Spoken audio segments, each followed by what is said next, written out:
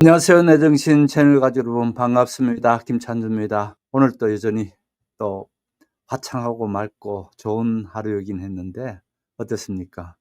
많이 더웠죠? 고생 많았습니다. 비가 그렇게 갑자기 오더니 또 이렇게 더워지고 특히 피해를 당하신 분들이 굉장히 힘들게 그렇게 복구 중인 걸로 알고 있습니다.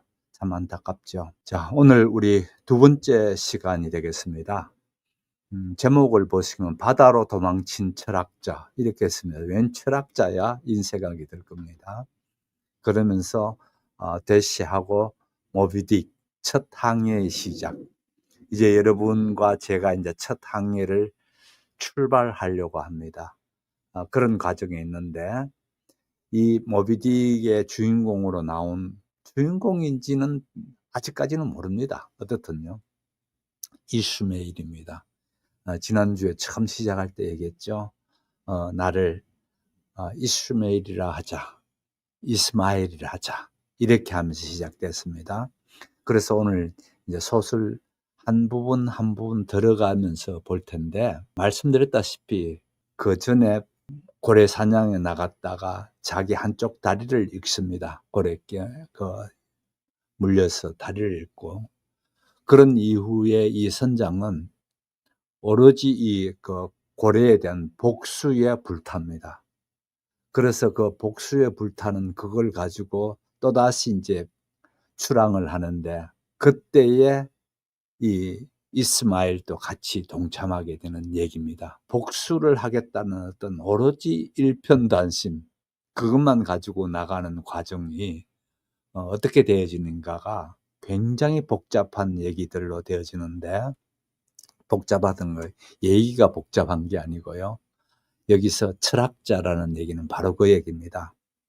단순히 배 타고 나가는 정도가 아니고 이 사람들이 생각하고 이 사람들이 깔고 있는 사상이 만만찮기 때문에 이제 철학자라고 그렇게 이름을 붙였습니다. 그래서 오늘 첫 출발에 앞서서 이 이스마일이죠.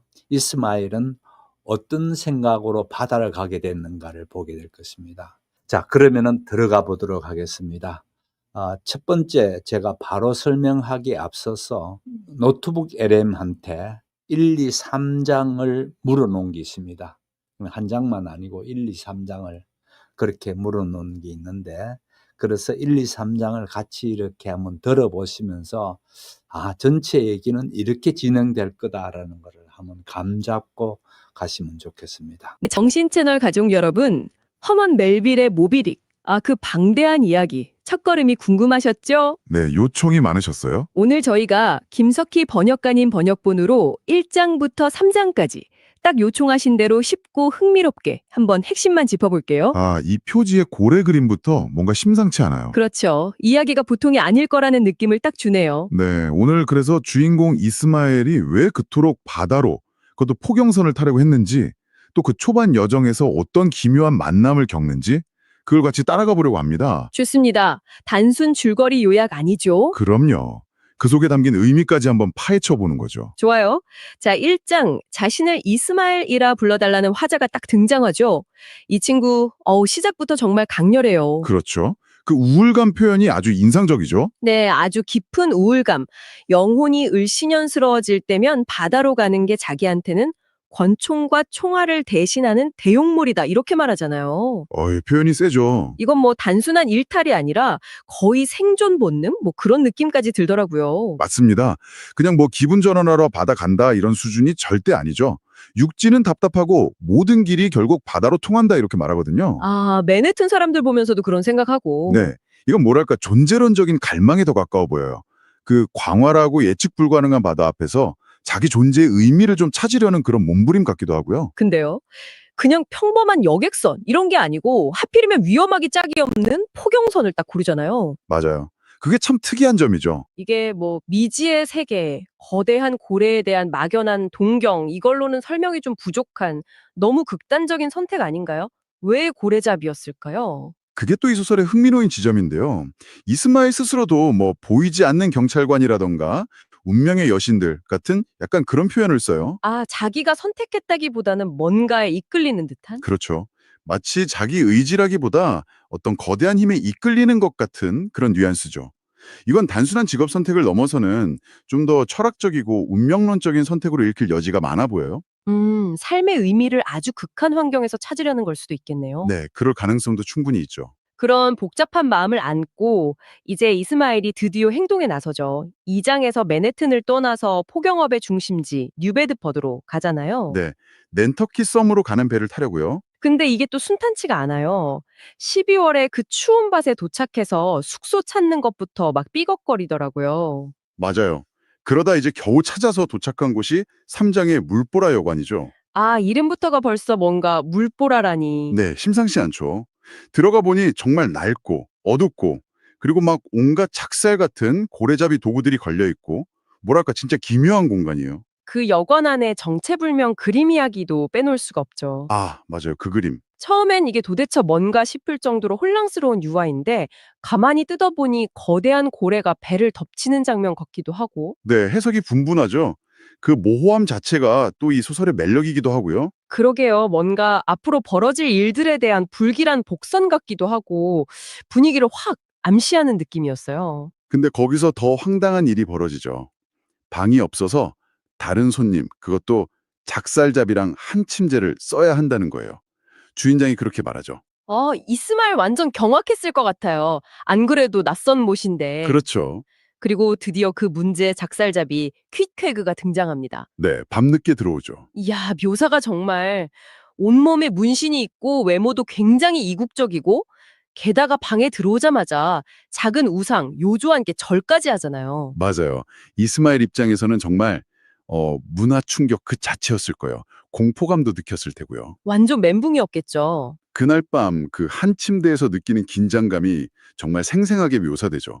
이스마엘은 뭐 벌벌 떠는데 퀴퀴그는 너무 태연하고 퀵쾌그는 쿨쿨 잘 자는 것 같고. 그렇죠. 근데 다음 날 아침에 진짜 예상치 못한 반전이 일어나요. 아, 맞아요. 퀴퀴그가 너무나 예의 바르고 뭐랄까 태평한 모습을 보여주는 거죠. 심지어 같이 담배도 나눠 피우고요. 이 장면 좋았어요. 하룻밤 사이에 이스마일이 겉모습만 보고 가졌던 자기 편견을 정면으로 딱 마주하게 되는 거잖아요. 그렇죠. 엄청난 변화죠. 그래서 식인종이라도 깨끗하기만 하다면 정신 말짱한 기독교인보다 같이 자는 편이 낫다. 이런 생각까지 하잖아요. 이 변화가 진짜 인상 깊었어요. 네. 이후에 또 여관 주인을 통해서 퀴퀴그가 사실은 남태평양 어느 섬의 왕자였다. 뭐 이런 배경까지 듣게 되면서 겉모습과 내면은 정말 다를 수 있구나. 이걸 다시 한번 확인하게 되죠. 소위 문명인이라고 생각했던 이스마엘의 시선이 완전히 흔들리기 시작하는 거네요. 네, 바로 그 시점입니다. 자, 그럼 오늘 이야기 한번 정리해 볼까요? 모비딕의 시작 1장에서 3장까지는 삶의 권태와 어떤 죽음의 충동에서 벗어나려고 바다로 향한 이스마엘이 포경업의 관문인 뉴베드퍼드에서 자기 안의 편견을 시험하는 듯한 인물 퀴퀴그와 만나서 동침하게 되는 그런 이야기네요. 네, 정확합니다. 여기서 이제 청취자 여러분께 한번 던져보고 싶은 질문이 이거예요. 이스마엘은 분명 육지의 답답함, 그리고 어쩌면 죽음의 유혹을 피해서 바다로 왔잖아요. 네. 그런데 그가 처음 마주한 관문이 가장 낯설고 어쩌면 가장 두려웠을 법한 타자, 바로 퀴퀘그와의 만남이었단 말이죠. 그렇네요. 이 기묘한 첫 만남이 앞으로 펼쳐질 그 고래잡이 항해가 단순히 외부의 적, 그러니까 뭐 고래를 쫓는 그런 모험만이 아니라 실은 이스마엘 자기 자신의 내면, 그 안의 편견과 공포, 더 나아가 인간 존재의 심연을 탐험하는 그런 여정이 될 거라는 걸 보여주는 아주 강력한 암시는 아닐까요? 어떻게 생각하세요? 네, 어떻습니까? 그냥 쭉 한번 봤는데요. 단지 3개의 장입니다. 그런데도 이렇게 벌써 어떤 무게가 확 와닿죠. 네, 이 첫 출발부터 무게가 만만치 않습니다. 그래서 우선 소설 본문 하나하나를 좀 이렇게 살펴보면서 그렇게 가시면 좋겠다는 생각이 듭니다. 그래서 여러분이 혹시 책이 있으시면은 책을 그대로 펴시면 좋고요. 그러지 않는 분은 그냥 따라오셔도 제가 괜찮습니다. 책이 있으면 43페이지를 펴시면 됩니다. 앞부분에 뭐 이렇게 많이 나오는데 그렇게 신경 쓰지 마세요. 그거 앞부분 읽고 있다가 보면 또 시험에 들기 쉽습니다. 그러지 말고 바로 43페이지 소설이 처음 시작하는 부분에 들어오시면 좋겠습니다. 자, 첫 시작은 지난주에 말씀드렸던 것처럼 내 이름을 이스마엘이라 하자. 이렇게 하면서 첫 시작이 Call me 이스마엘 이렇게 하면서 시작하는 문장이고, 이 문장이 소설을 얘기할 때에 세계의 명문장 중에 명문장입니다. 특히 첫 문장으로서, 왜 첫 문장으로서 이 이스마엘이라는 얘기가 그렇게 큰 얘기인가라는 거는 전체 이 소설 쭉 다 해나가면서 또 몇 번 얘기될 테고요.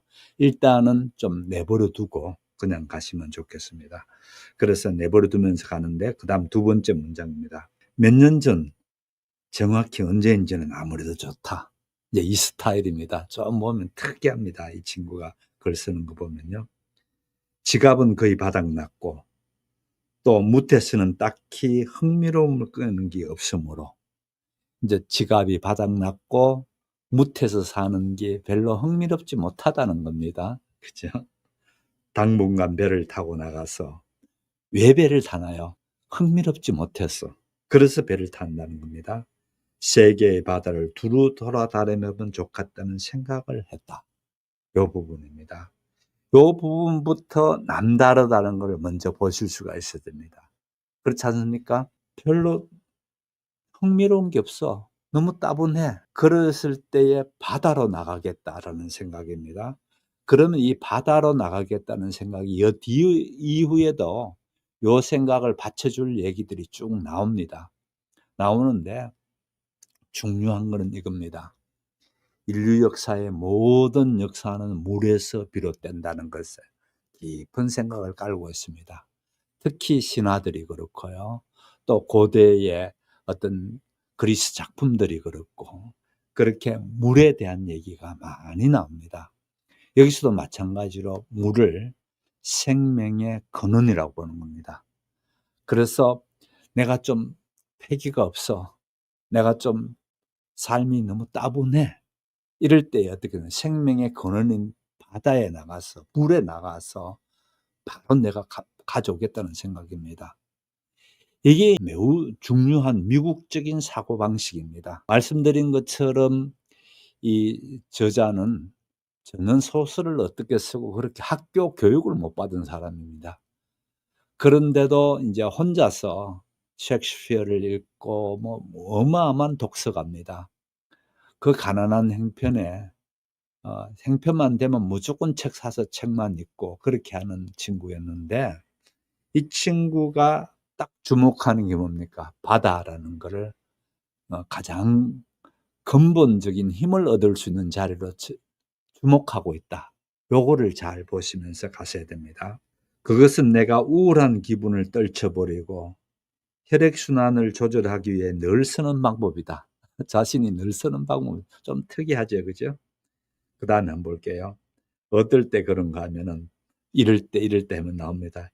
입이 건질거려 입꼬리가 일그러질 때에, 또 보슬비 내리는 11월에 내 영혼이 얼씬년스러워질 때, 영혼이 얼씬년스러워질 때도 자기는 바다로 가고 싶다는 겁니다. 이것도 재밌죠. 그 다음에 또 한번 볼게요. 관을 파는 가게 앞에서 나도 모르게 걸음이 멈춰지거나 장례 행렬을 만나 그 행렬 끝에 붙어서 따라갈 때에 이것도 재밌는 표현이죠. 어떻습니까? 죽음이라는 게 바로 앞에 왔을 때에, 죽음의 그 뭐랄까요, 엄청난 무게가 나를 다가올 때에, 그럴 때 나는 바다로 가고 싶다는 겁니다. 이런 부분도 좀 특이하지 않습니까? 장례 행렬 뒤로 따라가면서 바다로 갈 생각을 한다. 특이하죠. 자, 또 그 다음에 한번 볼게요. 우울증이 엄습하는 바람에 거리로 뛰쳐나가 사람들의 모자를 보는 족족 날려보내지 않으려면 대단한 자제심이 필요할 때에 그러니까 이 표현도 재밌죠.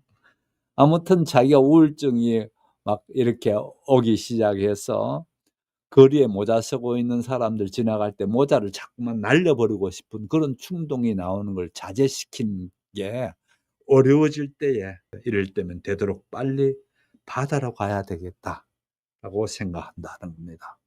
재밌죠? 바다로 가야 될 이유가요. 이같이 자기 자신께는 왜 바다로 가야 되는가라는 거를 이런 식으로 얘기합니다만은 그 다음에 얘기는요, 훨씬 더 철학적이고 또 깊이 있는 얘기로 바다로 가야 된다는 얘기를 계속해서 나옵니다. 그래서 이런 생각을 합니다. 바다를 이해하는 사람이라면 누구나 정도의 차이는 있지만 언젠가는 바다에 대해 나와 비슷한 감정을 품게 될 것이다. 정도의 차이는 있다는 거야. 나처럼 너무 그렇게 하는 경우도 있지만, 그러나 결국은 우리는 바다를 향하게 된다. 이 얘기를 하고 있습니다. 그러면서 이제 자기가 살고 있는 맨하튼입니다. 지금은 어마어마한 부자들이 주로 살고 있는 뉴욕의 중심가지요. 그 맨하튼에서 있는 그 사람들의 군상을 보면서 자기가 이 맨하튼이 아니고 자기는 왜 바다로 가야 되는가라는 이유를 또 맨하튼을 두고 얘기하고 있습니다. 그 다음 맨하튼을 한번 보세요. 길들을 오른쪽으로 왼쪽으로 가도 무조건 바다로 이어져 있다. 그러니까 맨하튼이 섬으로 되어져 있고 다리로 이렇게 되어 있으니까 왼쪽 가나 오른쪽 가나 당연히 그렇게 되어져 있겠죠. 그래서 제가 지도를 한번 보여드릴게요. 이 맨하튼 지도입니다. 지금 이렇게 너무 크게 해서는 좀 그러니까 제가 줄여가면서 한번 볼게요. 지금 보이시는 게 요 부분입니다. 요렇게 되어져 있는 요 섬 부분, 요렇게 된 부분이 맨하튼입니다.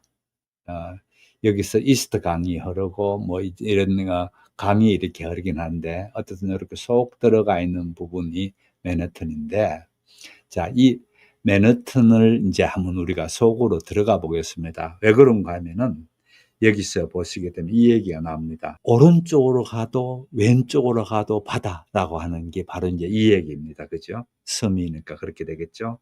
시가지가 끝나는 곳 배터리 공원이 있는데, 시가지가 끝나는 곳 배터리 공원, 이 얘기가 나왔습니다. 배터리 공원이 뭔지 한번 조금 이따가 제가 그 어디쯤 있는지 보일게요. 그곳의 웅장한 방파제는 파도에 씻기며 몇 시간 전만 해도 무태서 보이지 않는 곳에 있던 산들바람이 열기를 식힌다. 바다에서 이렇게 온 산들바람이 있으니까요. 보라, 그곳의 사람들이 바다를 바라보며 서 있지 않는가. 이 얘기입니다.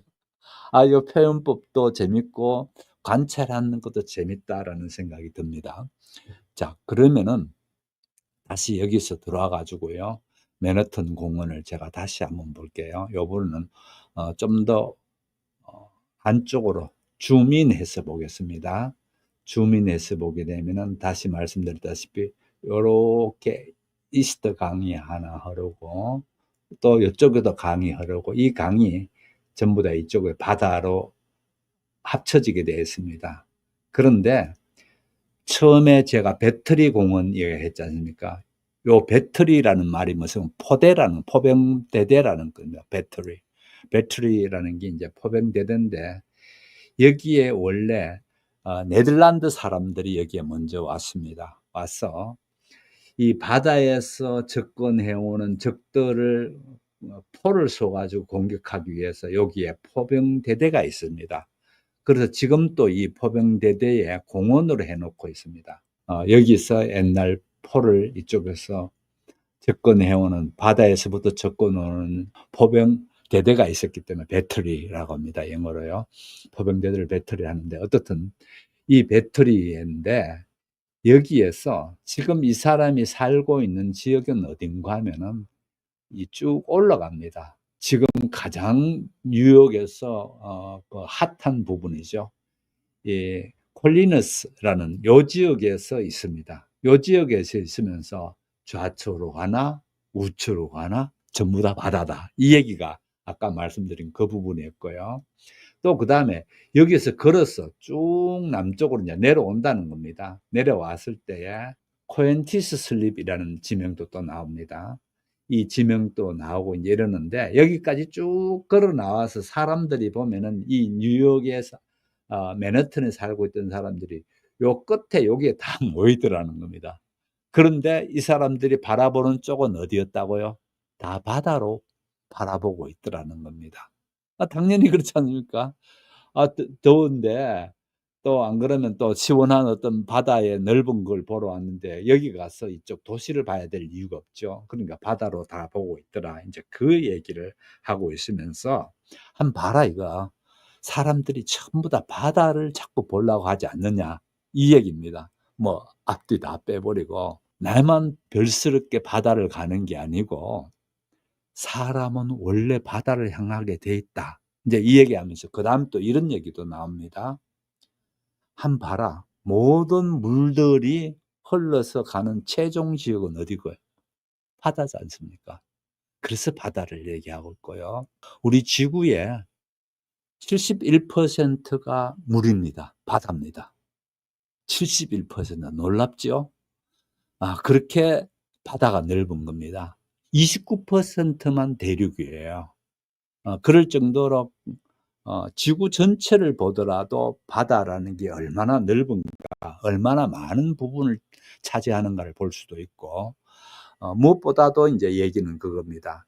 결국은 인생도 바다로 가는 거다. 이 얘기를 하려고 그러면서 뉴욕에 살고 있는 사람들 얘기를 이제 계속 이렇게 하고 있습니다. "평일에는 뇌까지 지붕과 회백 안에 갇힌 채." 무슨 얘기합니까? 직장인들 얘기를 하고 있네요. 맨하탄에 살고 있는 직장인들이 얼마나 형편없이 그렇게 살고 있는가를 뇌까지 지붕 또는 회백 안에 갇혀 있다는 겁니다. 계산대에 묶여 있거나 그다음에 또 의자에 매여 있거나 책상에 붙잡혀 있는 사람들이다. 여기에 인제 소위 말하는 그 직장인들의 모습들을 이렇게 표현했습니다. 그 회백 안에 갇혀 있고 그다음에 계산대에 묶여 있고 그다음에 의자에 매여 있거나 책상에 붙들려 있는 사람들이 이 사람들이다. 그러면서 "그렇다면 어찌 된 일인가? 푸른 들판이 사라져 버렸나? 그들은 도대체 여기서 뭘 하고 있는 것일까?" 이 얘기입니다. 결국은 얘기는 이거죠. 문명이라고 하는 잘 발달된 맨하탄이라는 이 도시의 문명을 한마디로 정면으로 까고 있죠. "니네들 하는 거 봐라. 이래 갇혀 가지고 이렇게 살고 있지 않느냐." 그러면서 "그 푸른 들판은 어디 갔고 도무지 어찌 된 일이냐. 도대체 거기서 뭘 하고 있느냐." 이 얘기입니다. 결국 인제 여기에 성격이 나타나죠. 뭔가 하면은 문명 사회라는 거를 두고 이 이스마엘이라는 날을 통해서 결정적으로 공격하기 시작합니다. 그래서 이 소설의 전체 연결되는 이제 분위기를 여기서 인제 볼 수가 있는 첫 출발부터 이렇게 나오잖아요.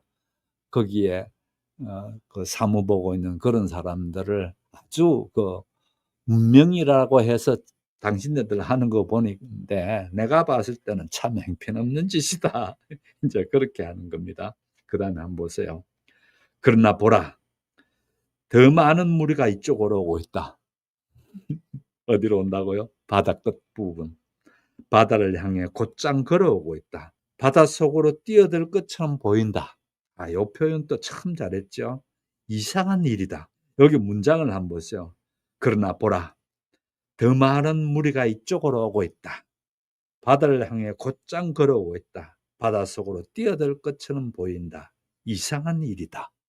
이렇게 문장들이 딱딱 긴박하게 이렇게 표현되어지는 이런 문장도 참 대가답게 그렇게 잘 표현했다고 저는 그런 생각이 듭니다. 육지가 끝나는 곳이 아니라면 그들은 만족하지 못하는 듯하다. 저기 창고 그늘에 빈둥거리는 것만으로는 충분치 않다. 그렇다.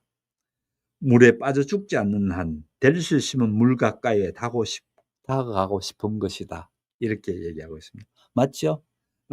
가급적 물 가까이 가고 싶어 하는 사람들이 그 사람들이죠. 그런 자들이 저 몇 킬로미터의 행렬을 짓고 있다. 모두 뭇사람들 그들은 오솔길과 골목길에서 큰 길과 셋길에서 동서남북 사방에서 나오고 있다. 마치 어떻게 봅니까? 사방에서 사람들이 골목길, 셋길 이런 데서 나와 가지고 쭈쭈쭈 나와 가지고 바다를 향해서 오는 게 마치 물이 이렇게 흘러가지고 마침 바다로 들어가는 것처럼 이렇게 기술을 해놨죠. 그래서 이런 기술들도 있는 독자가 머릿속에 훤히 그릴 수 있도록 이렇게 시각적으로 그릴 수 있도록 해준 부분도 상당히 원숙한 그런 저자가 하는 기법이죠. 하지만 결국은 이곳에 모여 한 무리가 된다. 그렇죠. 한 무리가 된다. 왜일까? 이곳에 정복 중인 배들이 이제 멋진 표현이 하나 나옵니다. 이곳에 정박 중인 배들의 나침판 바늘이 그 자력으로 그들을 끌어당기기도 한 건가? 표현 멋있죠? 정말 멋있는 표현 같습니다. 마치 나침판의 자력이 마구 잡아 당기는 것처럼 이 맨하튼에 있는 사람들이 이쪽으로, 배가 있는 이쪽으로 다 몰려오고 있다는 겁니다. 그러면서 보세요. 한 번 더 말해보겠다. 가령 당신이 시골에 호수가 많은 어느 고지대에 있다고 하자. 어느 길이든 마음에 드는 오솔길을 골라서 걸어간다고 하자. 당신이 택한 길은 10중 8구 골짜기로 내려가 겨울서구의 웅덩이에 이르게 될 것이다. 거기엔 마력이 있는 것이다. 가장 얼빠진 녀석을 가장 깊은 몽상 상태에 빠뜨린 다음 그를 이렇게 세워 발길이 닿는 대로 걸어가게 해보라. 거지에게 물이 있다면 그는 틀림없이 물이 있는 쪽으로 당신을 데려갈 것이다. 그래서 제가 아까 그 얘기했죠.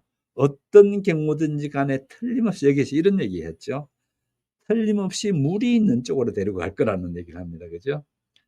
틀림없이 물이 있는 쪽으로 데려갈 거다. 이런 생각입니다. 그래서 자기 혼자 유별스럽게 뭐 우울하고 11월 달에 뭐 어떻고 또 뭐 그러면은 바다로 나가고 싶어는 별난 놈이 아니고 인간 자체가 그러하다라는 부분을 지금 이렇게 얘기하고 있죠. 어느 정도 설득이 되나요? 저는 설득이 안 되나요? 그러면 한번 기다려 보십시오. 바다로 가야 될 당위성을 지금 얘기하고 있는데요. 왠가 하면은 이제 벌어질 일은 전부 다 바다에서 벌어지는 일이거든요. 그래서 이 바다로 왜 가야 되는가라는 부분을 아주 잘 묘사해 놨습니다. 그래서 정말 멋진 작품답게 이 물은 결국은 바다로 다 모이더라라는 것을 이렇게 얘기하면서 그 다음에 또 멋있는 얘기를 합니다. 명상과 물은 영원히 결부되어 있는 것 같다. 이것도 생각이 참 멋지죠. 물과 명상이 하나로 본다는 겁니다. 예. 그러면서 계속해서 물에 대한 얘기들을 그렇게 하면서 그 다음 얘기들이 쭉 이어서 나옵니다. 그래서 좀 뛰어넘도록 하겠습니다. 그래서 충분히 이제 물로 향하는 인간, 저 바다를 무서워서 저 안 갈래, 나 땅에 살래 라는 어떤 유교적인 사상하고 너무 다르죠. 유교는 어떻습니까? 어떻게 하든지 내가 발 디디고 있는 땅을 매우 중요시합니다. 유교는요. 바다는 아닙니다. 바다를 나가면 안 돼요. 그래서 우리나라도 그렇고 중국도 그렇고 몇 번이나 역사 속에 바다로 못 나가도록 금하는 법도 만듭니다. 그럴 정도로 바다를 아예 못 나가게 만들어요. 왠가하면 유교적인 사상 때문에 그러죠. 그러나 지금 여기에 나오는 사상을 한번 보십시오. 아주 적극적으로 바다로 나가야 된다는 것부터 시작되는 거에서 미국인의 핵심 사상 중에 하나인 그 프론티어 정신이 나오죠. 프론티어 정신이 뭡니까? 동부에서 서부로, 서부에서 바다로 이렇게 되어지는, 연결되어지거든요. 그럼 바다 다 나가는 어디에? 우주로 이렇게 되게 되는 게 미국인의 프론티어 정신입니다. 그래서 이런 정신의 그 맥락 속에서 있는 이 소설이 미국인들이 그렇게 좋아할 수 있는 그 소설이 될 수밖에 없다. 그래서 이 소설을 이렇게 아메리칸 에픽이라는 얘기를 합니다. 그러니까 미국 북미의 대서사시라고 보는 겁니다. 마치 일리어드 오디세이가 그리스의 대서사시라고 볼 것 같으면은 미국인들의 대서사시는 이 모비딕이라고 그렇게 보는 거죠. 그럴 정도로 여기에서 바다를 어떤 눈으로 보고 있는가를 지금 쭉 얘기하고 있고요. 건전한 사상을 가진 신체를 가진 젊은이라면 누구나 한 번쯤 바다에 가고 싶은 욕망에 사로잡히는 것은 무엇 때문일까? 이제 건전한 정신을 가진 친구들, 이런 친구들은 바다에 나가고 싶어 할 텐데 그게 왜 그랬을까? 이제 이 부분을 얘기하고 있습니다. 그런가 하면 전부 다 건전한 생각을 있는 건 경우에는 바다로 가더라는 겁니다.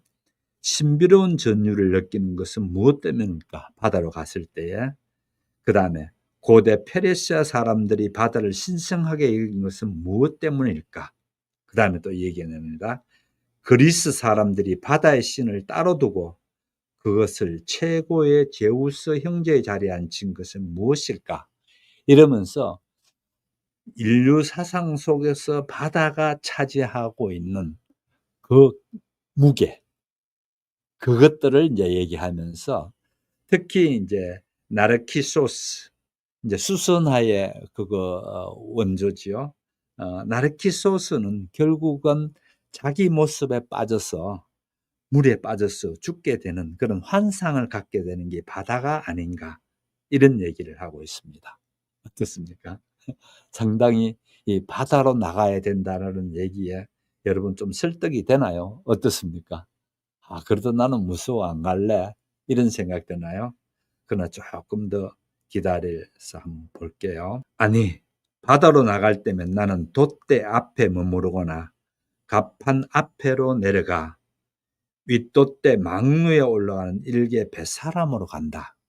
자, 나는 바다로 가기는 가는데 그냥 돈 내고 여행하는 사람은 그건 싫다는 거예요. 연관 당신은 범선으로 이렇게 바다 바람을 이용해서 가지 않습니까? 그러니까 자기는 선원으로 가서 선원에서 그것도 범선이 이렇게 서면 제일 앞부분, 범선이 나가는 제일 앞부분에 나와 있는 쭉 이렇게 나오는 앞돛대를 잡아 매 놓는 그 부분에 자기는 안에 선다는 거예요. 배의 제일 앞부분, 프론티어 정신이 여기 또 보이죠? 뭐 대충 중앙에 있는 게 아니고 제일 앞부분에, 그것도 배에서 제일 앞부분에 간다는 겁니다. 그러면서 자기가 선원으로서 하는 일은 활대를 여기 있어 저기, 저기 있어 여기, 마치 온유월 메뚜기처럼 이 활대에서 저 활대로 뛰어다닌다. 활대라는 게 뭔가 하면은요, 커다란 도시 있지 않습니까?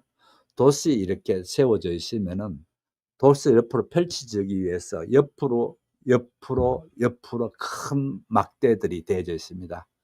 그걸 활대라 합니다. 그 활대를 이쪽으로 돌리고 저쪽으로 돌려서 바람의 방향을 이용해서 배가 앞으로 나가게 되거든요. 그래서 그 활대를 자기는 그렇게 메뚜기처럼 뛰어다니는데 그게 처음에는 꽤 힘든 일이었다. 당연히 꽤 힘들겠죠.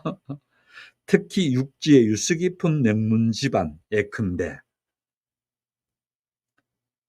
벤 레슬러나 랜돌프나 하르디 카누트 같은 집안 출신이면 자존심 상하게 될 거다. 그러니까 메뚜기처럼 여기저기 뛰어다니니까 육지에 무슨 뭡니까, 뼈대 있는 집안 사람들은 이가 안 맞을 기다. 이 얘기입니다. 그러면서 나는 이게 너무 좋다라는 식으로 얘기하면서 여기서도 보면은 어떤 모습을 보여주고 있는가 하니, 처음에 Call me Ishmael이라는 얘기를 한다 했지 않습니까? 나를 뭐라고요? 방랑자, 구괴자, 그 다음에 쫓겨난 자 또는 도망자, 이런 쪽이 이스마엘이라는 말 속에 들어있다 했습니다. 그죠? 바로 바닥입니다. 한마디로 아주 보잘것없는 자신, 그 자신을, 자기 신분을 어떻게 하나요? 아주 즐기고 있죠. 쪼다 같은 것들, 가문 있고 학교 선생님이 했다 하고 뭐 이렇게 펜대 잡고 했던 니네들 오게 되면 절대 일 못해. 이제 이런 식입니다. 그 다음 얘기가 나오는 게. 그러면서 학교 선생님 하던 사람들이 여기 와서 절대 못할 기다. 뭐 이런 얘기하면서 그다음에 계속해서 이 바다가 얼마나 거친가라는 거를 나쁜 쪽으로 얘기하는 게 하고요. 여기가 얼마나 신바람 나는 나의 일터인가를 그렇게 이제 보여주는 부분이 나오고요. 결코 여기에서 바다라는 걸로 인해 가지고 '내가 먹고 살라고 내 이 목숨 위험한데.' 이런 거는 눈꼽만큼도 안 보입니다. 오히려 적극적으로 바다를 그렇게 뛰어들고 있죠. 바로 이 정신입니다. '바다는 무섭고 위험하고 죽을지도 몰라.'라고 움츠러드는 게 아니고요. 바다를 즐기고 있죠. 바다를 '아 니네들 쪼다 같은 것들 그렇게 뼈대 있는 지만은 니네들은 여기 와 가지고는 아무것도 아니야.' 또 그다음 얘기도 재밌는 얘기가 나옵니다. 무슨 얘기인가 하면은요. 예. 또 그다음에 한번 볼게요. "그듭 말하지만" 요 부분입니다. 한번 볼게요. "그듭 말하지만"이라는 부분을 볼게요. "나는 언제나 뱃사람으로 바다에 나간다." 조금 전에 얘기했죠. 자기가 뱃사람을 가지고 자기는 돈 내고 배를 타지를 않는다는 겁니다. "뱃사람은 수고만큼 대가를 받기 때문이다. 하지만 승객으로 배를 탄 사람에게 한 푼이라도 내준 이야기는 들어본 적이 없다." 그렇지 않습니까? 예. 그래서 요런 표현들을 요렇게 꼭꼭 집어서 하는 경우도 역시 작가다운 그런 표현들을 잘하고 있습니다. 승객은 돈을 받기는커녕 어떻게 한다고요? 오히려 돈을 내야 된다. 맞는 얘기죠. 돈을 내는 것과 받는 것은 천지 차이다. 돈을 내는 행위는 저 두 명의 사가도둑이 우리에게 물려준 괴로움 중에서도 아마 가장 큰 괴로움일 거다. 자, 여기서 성경 얘기가 자주자주 나온다 했습니다. 그죠? 여기 또 나왔습니다. 두 명의 사가도둑 얘기입니다. 아담과 하와의 얘기죠. 사과라는 걸 따먹으면서 원죄를 짓게 되는 그 얘기를 지금 이렇게 얘기하고 있습니다. 저 두 명의 사과도둑으로 인해서 결국은 괴로움이 자손 대대로 인류에게 넘어오지 않느냐 이 얘기입니다. 그것처럼 돈을 내는 행위는 힘들고 또 어려운 저주 같은 일이다. 인제 이렇게 보는 겁니다. 그다음에 또 볼게요. 대가를 받는 것 한번 볼게요. 대가를 받는 것 이것을 무엇과 비교할 수 있을까? 돈이야말로 지상의 모든 악의 근원이고 부자는 절대로 천국에 들어갈 수 없다고 우리가 철석같이 믿고 있음을 생각하면 사나이가 멋진 활동으로 돈을 버는 것은 참으로 경탄할 만한 일이다. 자, 이 얘기를 하는 것도 또 한번 보셔야 됩니다. 미국의 천박한 자본주의를 인제 나중에 보면 이 소설의 전체적으로 천박한 자본주의, 이 구조적으로 잘못되어 있는 이 자본주의, 비인간적인 자본주의를 끊임없이 공격하고 있습니다. 그것 중에 여기서 벌써 인제 나오죠. 뭐로 봅니까? 우리가 돈을 번다는 것, 부자는 절대 천국에 들어갈 수 없다 같이 철석같이 믿고 있는 걸 생각하면 멋진 활동이 아니냐. 내가 스스로 돈 버는 것. 이 얘기를 합니다. 내 스스로 돈 버는 일이 멋진 일이라는 겁니다. 예. 그렇게 하면서 자, 그다음에 또 한번 볼게요. 마지막으로 말하거니와 계속해서 인제 왜 바다로 가야 되는 부분을 길게 얘기하고 있습니다. 마지막으로 말하거니와 나는 언제나 일개 뱃사람으로 바다로 나간다. 그렇죠? 아까도 얘기했지만 뱃사람으로 가는 얘기하죠. 또 그다음 얘기가 또 재밌습니다. 뭔가 하면은 항상 배의 제일 앞부분에 간다 했죠. 거기서는 가장 신선한 공기를 마시는 자리가 이거는 심지어 저 뒤에 있는 선장이라도 내가 한번 호흡한 공기를 지가 마실 거다 이 얘기입니다. 이런 것도 참 재밌죠. 아무튼 제일 신선한 공기를 앞에서 그렇게 마시는데 이게 얼마나 멋진 일이냐. 또 그다음에 이렇게 신선한 공기를 앞에서 마시고 있는 거를 마치 민중의 지도자인 것처럼 그렇게 생각합니다. 멋지지 않나요? 뱃놈, 뭐 뱃사람, 뭐 이렇게 하는 게 아닙니다. 민중의 지도자까지 이제 가버립니다. 예. 아무튼 이렇게 되어지는 웅대한 생각을 갖게 되고요. 이 웅대한 생각들이 이제 쭉 이어지면서 그다음 얘기가 재밌는 얘기가 나옵니다. 역시 정치라는 게 참 요 부분입니다. 여러분이 보실 때 요 부분인데 미 합중국 대통령 선거. 이거는 미국의 당시에 1842년 이때에 있었던 대통령 선거를 얘기하고요. 그다음에 자기가 배 타고 나가는 이때를 얘기하면서 또 아프가니스탄에서 벌어진 영국과의 전쟁, 그야말로 피비린내 나는 전쟁이었는데 영국군과 그 인도군이 한편이 되고 아프가니스탄하고 전쟁이 벌어진 자그마치 1만 명의 영국군과 인도군들이 죽었다 하거든요. 그 끔찍한, 그래서 피비린내 나는 전쟁, 이 얘기입니다. 그래서 결국은 뭡니까? 지금 이 얘기를 왜 하는가 하면은요, 소위 문명화됐다는 사람들 선거전을 하고 뭐 별 난리가 칩니다. 왠가 하면은 이때에 나온 대통령이 당선되고 난 뒤에 너무 유세 활동을 몸을 이렇게 건강을 못 챙기면서 유세 활동을 하는 결과로 대통령이 되면 3개월 만에 죽어버립니다. 너무 힘들게 그렇게 하고 난 뒤에 죽어버리겠죠. 그런 죽어버린 일이 이제 이때 있었습니다. 그래서 이제 그때 있었던 얘기를 두면서 대통령 선거 뭐 이러면서 나왔습니다. 바보들 중에 바보라는 얘기죠. 한마디로 대통령 선거 거치 돼가지고 죽는 놈들 얼마나 바보스럽냐는 겁니다. 그러면서 또 더 바보스러운 거는 1만 명의 목숨이 그렇게 죽어버린 아프가니스탄의 전쟁 얼마나 끔찍스럽냐는 겁니다. 자, 여기서도 또 보면 뭐 어떻게 됩니까? 인간이 소위 말하는 인간이 가진 문명화됐다는 게들의 미개함을 얘기하죠. 문명화됐다는 것들이 얼마나 생각이 모자른가 이런 부분을 봅니다.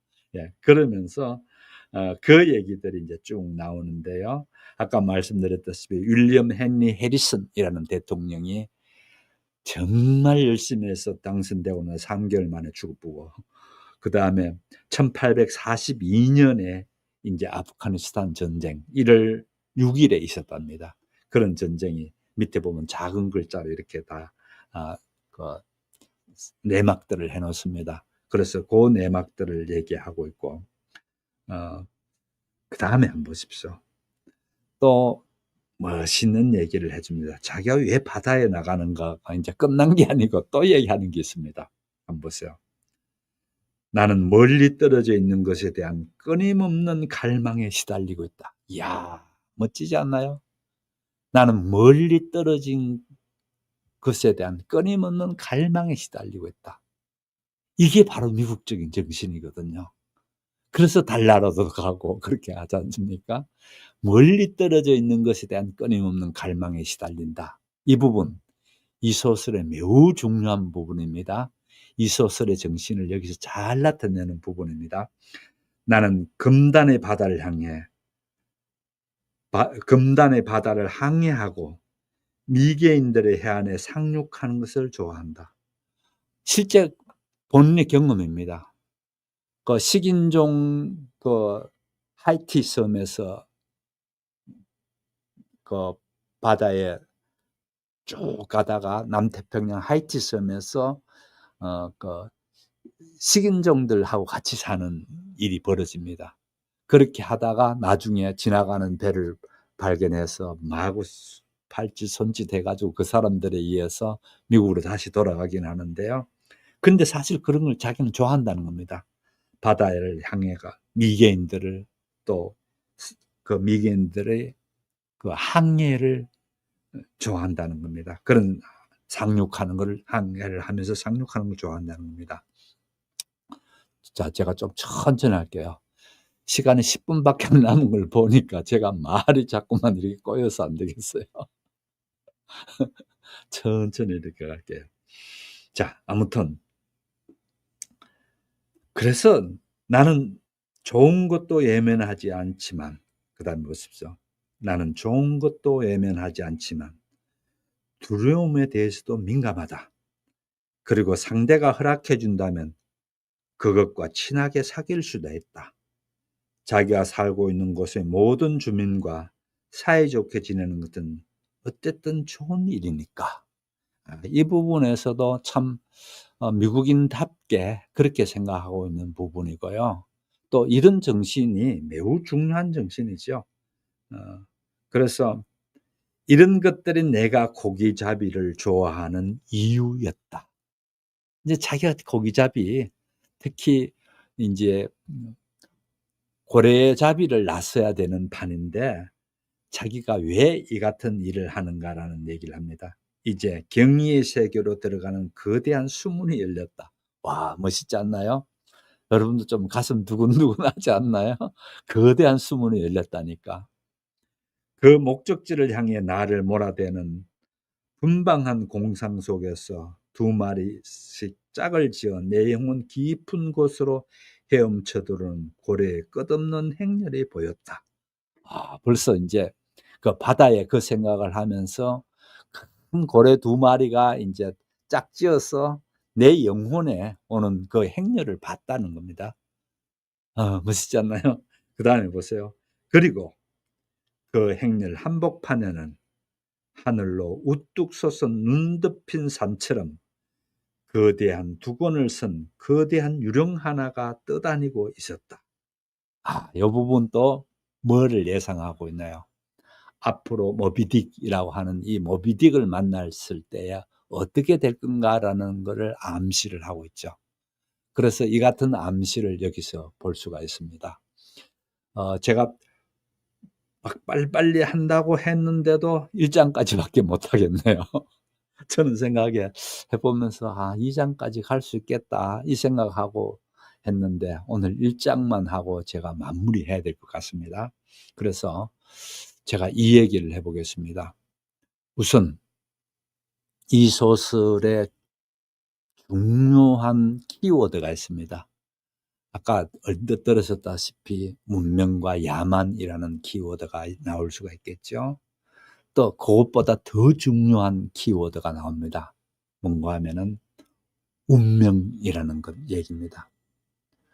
운명이라는 것과 이 운명도 단순히 그냥 운명이 아니고요. 그리스 신화에 기반하는 운명입니다. 그래서 아니 그리스 신화는 또 왜 여기 나와? 그런 생각이 들죠. 그래서 제가 이 책이 혼자서 읽기 만만치 않을 거라는 게 이제 이 얘기입니다. 그래서 일단은 아직까지 그 용어는 안 나왔지만 실제 여기 깔고 있는 사상 중에 하나인데 그리스 신화의 그 히브리시스라는 게입니다. 히브리시스인데요. 히브리스라는 건데요. 이 히브리스를 어떻게 하면 좋을까? 우리말로 히브리스를 얘기하지 않고요. 히브리어로, 그리스어로 이렇게 됩니다. 이게 히입니다. 그 다음에 B가 이렇게 됩니다. 그 다음에 R자가 이렇게 되고요. IS, 히브리스. 이렇게 되는 게, 일종의 운명이라는 단어입니다. 그래서 제가 이렇게 그리스어를 직접 한번 써드리는 게 우리 성경의 히브리스가 아니라는 겁니다. 그래서 제가 이렇게 한번 히브리스를 써드렸습니다. 그 다음에 이 히브리스와 반대되는 개념 중에 하나를 또 아셔야 될 텐데요. 이 개념도 매우 중요한 개념입니다.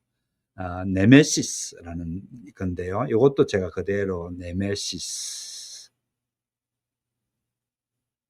이렇게 되어져 있는 네메시스라는 단어입니다. 그래서 요거를 좀 설명하고 그러면은 웬간히 오늘 시간이 다 될 것 같습니다. 히브리스라는 얘기는요. 아까도 우리말로 억지로 번역하면 운명이라고는 할 수 있는데 그렇게 운명이라기보다는 이 단어 속에 포함되어 있는 게 오만, 자만 이런 뜻도 같이 있습니다. 심지어 모렴치까지 들어가 있고요. 이런 용어인데 이 용어가 어떻게 보면 운명이니까 그냥 순응하는가 보다 아니에요. 이 히브리스라는 거는요, 적극적으로 내가 오만하게 덤벼드는 겁니다. 내가 적극적으로 자만을 그 앞에서 자만하는 겁니다. 예. 또 심지어 그 앞에서 방종까지도 할 수 있는 게 이 히브리스입니다. 그래서 이 그리스 용어 중에 히브리스라는 단어를 일단 한번 두고요. 요 정도만 제가 해드리고 여기에 반대되는 부분이 그렇게 오만을 부리고 자만을 부리고 무슨 방종을 하고 심지어 모렴치하게 됐을 때 가만히 있느냐? 아니에요. 그 가만히 있지 않고 나타나는 게 네메시스라는 단어입니다. 여기에 네메시스. 요것도 제가 그리스어를 그대로 썼는 게 여러분이 좀 이런 게 있더라라는 것, 네메시스 이렇게 되는 그 단어인데요. 둘 다 그리스에서 나온 용어들입니다. 그래서 그리스 사상의 중요한 부분이 흘러가는 것 중에 한 그 개념들인데요. 자, 히브리스와 네메시스. 그렇다면은 여기에서 첫 출발이 보게 되면 일종의 히브리스 같은 그런 느낌이 있습니다. 바다를 향해 가지고 굉장히 막 이렇게 사람은 다 바다로 가는 거야. 나는 바다 안 가면 못 견뎌. 뭐 이런 식으로 이제 지금 쭉 얘기되고 있는 걸 봐서 어떻게 되나요? 일종의 히브리스라고 볼 수가 있죠. 그런데 이 히브리스가 그냥 가만히 이렇게 히브리스로 있어서 잘 되고 있는가? 그건 아니에요. 여기에 네메시스라는 게 정면으로 딱 부딪히게 됩니다. 그래서 이 소설이 미국의 서사시다. 그렇게 하는 이유가 이 네메시스 때문에 그렇습니다. 결국은 이 소설을 미국의 비극의 정점에 있다. 미국 소설의 비극의 정점에 있다. 왜 그런가 하면은 여기에 나왔던 29명은 전부 다 죽고 단지 한 사람, 뭡니까? 이 주인공이라 하면 안 됩니다. 예, 주인공은 아니고요. 말씀드리면 이스마엘 혼자만 돌아옵니다. 살아 돌아오고 나머지는 다 죽습니다. 일종의 비극이죠. 이렇게 되어지는데 이 비극을 두고 우리가 단순히 겁나 안 돼 이렇게 하는 게 아니고요. 첫 번째에 히브리스라는 게 먼저 등장합니다.